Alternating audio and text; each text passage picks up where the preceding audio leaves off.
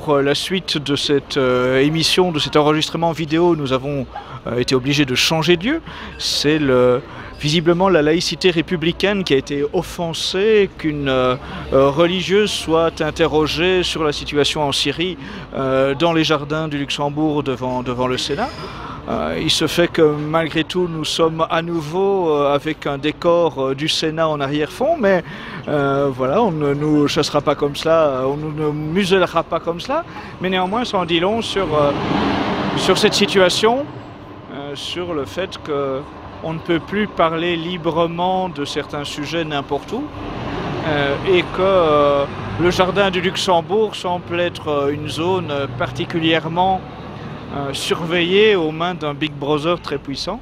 Donc voilà, nous avons obtempéré, changé de lieu, ça ne nous empêchera pas de continuer à poser les justes questions. Très bien, ok.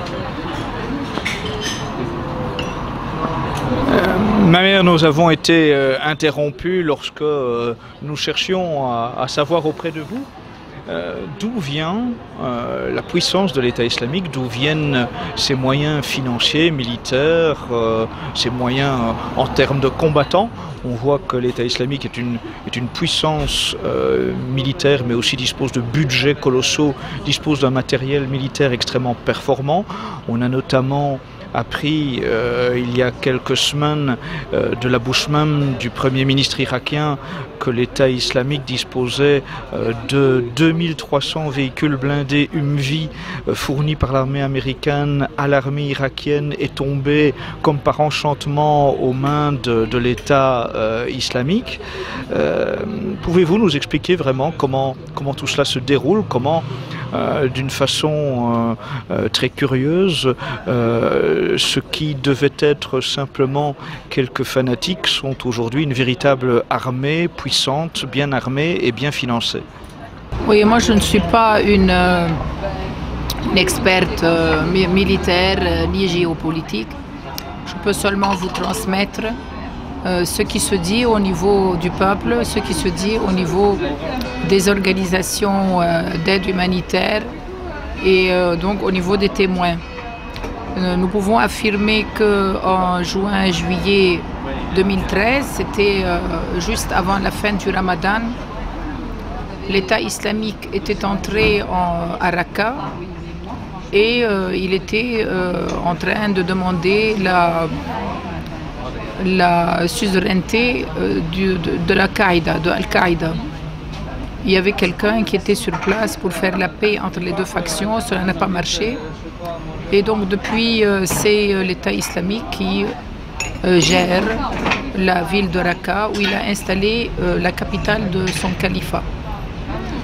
Alors, il faut dire que l'État islamique a mis la main sur des gisements pétroliers qu'il a commencé à pomper et à filtrer d'une manière archaïque, en mettant gravement en danger l'environnement. Et figurez-vous que c'est l'Europe, c'est l'Union européenne qui a été le client numéro 1 de l'État islamique. Cela faisait des rentrées quand même de plusieurs millions de dollars par jour pendant près de 2 ans. C'est l'armée libre de Syrie, ou bien ceux qui restent, des nobles combattants de l'armée libre de Syrie, les vrais révolutionnaires, qui m'ont alerté dans le cadre de dialogue concernant la réconciliation. Ils voulaient l'aide de l'État syrien pour remettre sur pied les raffineries classiques, afin d'arrêter, de contrecarrer le commerce illicite qui était en train de faire de l'État islamique une puissance régionale. Malheureusement, cela n'a pas été possible parce que il y a eu très vite une recrudescence de la violence dans cet environnement. Je vous rappelle que le champ pétrolier de Al-Sha'ir, à côté de Palmyre, a été 2 fois la cible d'une razzia de la part de l'État islamique, faisant chaque fois plusieurs centaines de morts parmi les jeunes recrues de l'armée syrienne, jetés là pour garder les confins du désert de Homs. Autre chose, c'est que l'État islamique jouit certainement d'un compromis tacite international, puisqu'il peut voyager des centaines de kilomètres à découvert aux yeux de tous les satellites de ces grandes puissances qui peuvent voir la mesure d'une sauterelle, mais malheureusement qui ferment les yeux sur des convois de plusieurs kilomètres de ces fameux Humvee qui ont été soi-disant ravis à l'armée irakienne. Avant que l'État islamique ne rentre de nouveau en Irak et ne mette la main sur Al-Mossoul et les provinces du Nord, il avait déjà des Humvee. Et donc on se demande où est-ce qu'il les a cherchés. Il est aussi vrai que l'État islamique n'a pas été parachuté du ciel. Il est entré en Syrie à travers des frontières. Et donc on se demande comment ces combattants qui viennent d'un peu partout sur la planète, y inclus de pays occidentaux comme l'Australie, les États-Unis, la Nouvelle-Zélande, la France, l'Angleterre, la Suède, sans parler des États de l'Empire soviétique ou de la Baltique, de la Géorgie, de la Tchétchénie, etc., etc.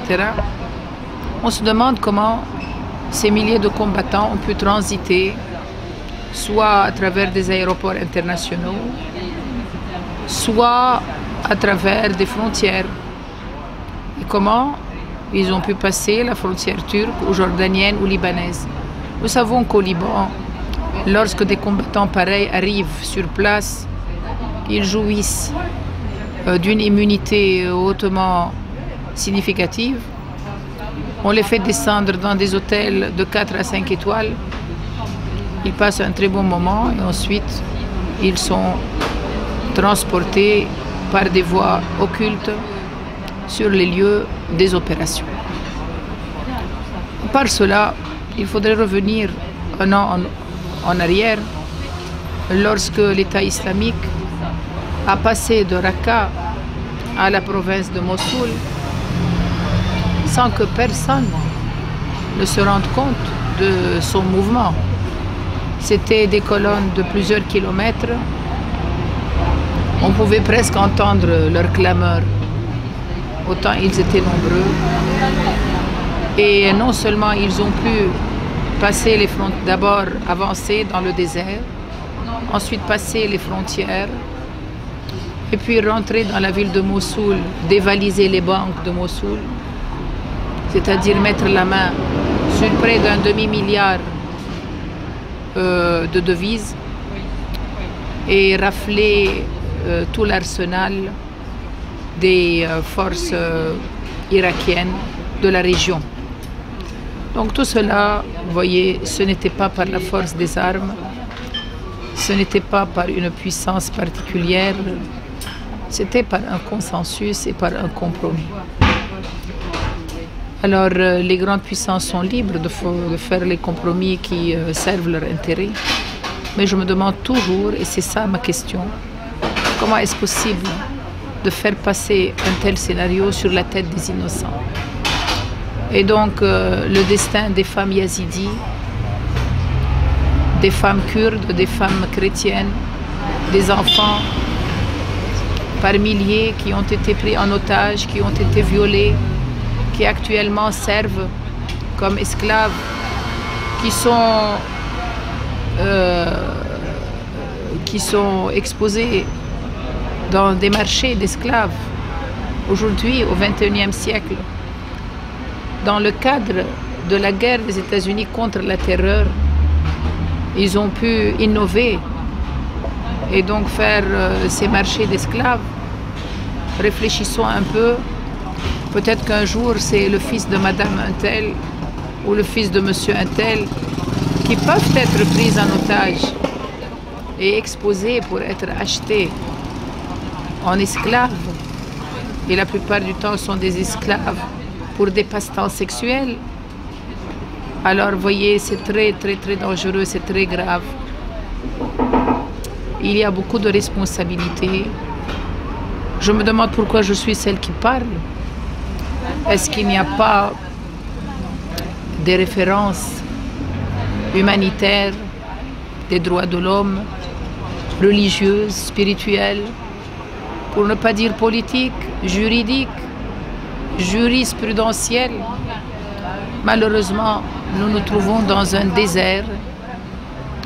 Avec Diogène, nous prenons une bougie et nous allons à la recherche d'un homme, fils de femme. Voilà.